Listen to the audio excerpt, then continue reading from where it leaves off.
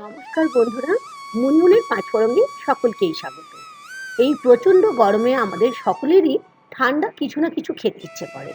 আর পান্তা ভাত যদি থাকে আমাদের একদিন খাবারে, তাহলে তো কোনো কথাই নেই। আমি জানি আপনারা হয়তো পান্তা ভাত খেতে ভালোবাসেন বিভিন্ন রকম জিনিস দিয়ে।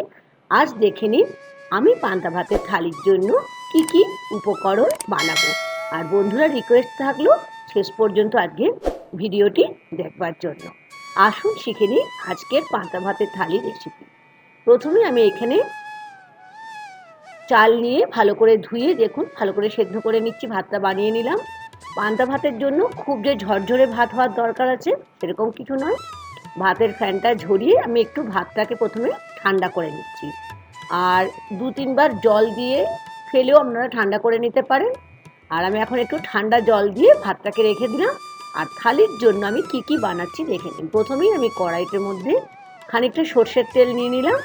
আর সর্ষের তেলের মধ্যে কয়েকটা শুকনো লঙ্কা আমি ভেজে নিচ্ছি। আর যখন লঙ্কাগুলো ভাজবেন অবশ্যই আঁচটা একটু কমিয়ে রাখবেন। পান্তা ভাতের থালিতে শুকনো লঙ্কা ছাড়া তো কখনোই সম্পূর্ণ নয়। আর এখন আমি এর মধ্যে কিছুটা ডালের বড়ি ভেজে নিচ্ছি। আমি এখানে বিউলির ডালের বড়ি নিয়েছি। আপনারা আপনাদের পছন্দ মতো মটর ডাল কিংবা মুসুরির ডালের বড়িও কিন্তু ব্যবহার করতে পারেন। আপনারা হয়তো পান্তা ভাতের সঙ্গে অনেক রকম অন্য কিছু বানিয়ে নেন থালিতে, তবে আজ আমি কি কি বানাচ্ছি দেখে নিন কেমনভাবে বানাচ্ছি। আর গরমকালে তো পান্তা ভাতের জুড়ি মেলারই ভাত। শুধু গ্রাম বাংলার লোকেরা কেন, আজ আমরাও কিন্তু খুবই ভালোবাসি। এখন ওই তেলের মধ্যে অল্প হলুদ আর আমি লবণ দিয়ে দিলাম। আর আলুগুলো দেখুন, আমি একটা বড় আলু ঠিক এরকম মোটা মোটা করে কেটে নিয়েছি। পান্তা ভাতের সঙ্গে যে আলু ভাজাটা বানাবো সেটা কিন্তু একদম পাতলা পাতলা করে কাটলে খেতে অতটা ভালো লাগবে না। আমার পছন্দ একটু মোটা মোটা করেই ভাজা আলু, সেই জন্য আমি একটু মোটা মোটা করেই ভেজে নিলাম। আশা করি আপনাদেরও দেখবেন এরকম করে করলে হয়তো ভালো লাগবে। আর আলু ভাজা দিয়ে তো পান্তা ভাত অবশ্যই আমাদের খেতে হবেই হবে। আমি জানি আপনারাও হয়তো খান। ওপর থেকে দিয়ে দিলাম দুটো কাঁচা লঙ্কা। আর এইদিকে আমি হাফ কাপ মুসুরির ডাল আগের থেকেই ভিজিয়ে রেখেছিলাম। দেখেছেন কি সুন্দর মুসুরির ডালগুলো ভেজে একদম বড় বড় হয়ে গেছে। এখন এইগুলোকে আমি মিক্সার গ্রাইন্ডারের মধ্যে দেখুন আমি একটা জার নিয়ে নিলাম। আর মুসুরির ডালটা ওই জারের মধ্যে নিয়ে নিচ্ছি। মুসুরির ডালের বড়া বা পেঁয়াজি বা পেঁয়াজ দিয়ে যে পকোড়া বানানো হয় পান্তা ভাতের সঙ্গে কিন্তু দারুণ লাগে। এখানে আমি নিয়ে নিলাম খানিকটা লবণ, তার সাথে নিলাম কয়েকটা কাঁচা লঙ্কা। আর আমি নিলাম এখানে 1-4 চামচ রসুনের পাউডার। আপনাদের কাছে না থাকলে কোনো অসুবিধা নেই, 2 থেকে 3টে রসুনের কোয়া ব্যবহার করবেন। আর 1 থেকে 2 চামচ আমি জল এর সঙ্গে নিয়ে নিলাম। কখনোই ডালটা কিন্তু বেশি নরম পেস্ট করা চলবে না। এদিকে আমার আলুগুলো বেশ দেখুন একদম ব্রাউন করে ভাজা হয়ে গেছে। এই অবস্থায় আমি আলুগুলোকে আমি তুলে রাখছি। কি দেখে মনে হচ্ছে তো পান্তা ভাত আজ করে বানিয়ে খাবেন? গরম তো এখনো বেশি ভালো আছে। আশা করি আপনারাও 1-2 দিন খাওয়া হয়ে গেছে আর একদিন আমার মতো থালিতে এই উপকরণগুলো দিয়ে বানিয়ে পান্তা ভাত খেয়ে আমাকে কিন্তু লিখতে ভুলবেন না কেমন খেতে লাগলো। এখন ওই তেলেই খানিকটা পেঁয়াজ আমি লম্বা লম্বা করে কেটে নিয়েছি। আর পেঁয়াজগুলোকে বেশ ব্রাউন করে, একদম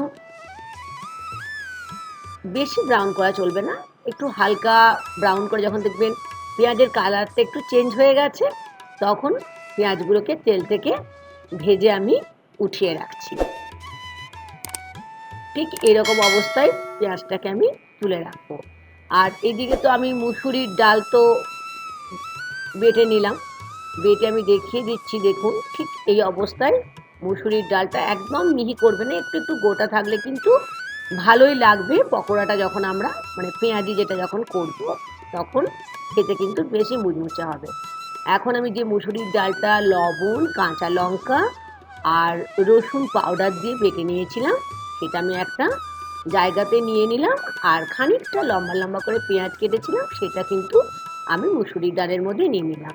এখন বেশ ভালো করে আমি পেঁয়াজগুলোর সাথে মুসুরির ডাল বাটাটাকে দেখেছেন কি সুন্দর আমি মিশিয়ে নিলাম। আপনারা হয়তো বেসনের পেঁয়াজি খেয়ে থাকেন, কিন্তু একবার আমার মতো করে মুসুরির ডালের পেঁয়াজি যদি পান্তা ভাতের সঙ্গে থাকে, খেয়ে দেখবেন কত সুন্দর লাগে।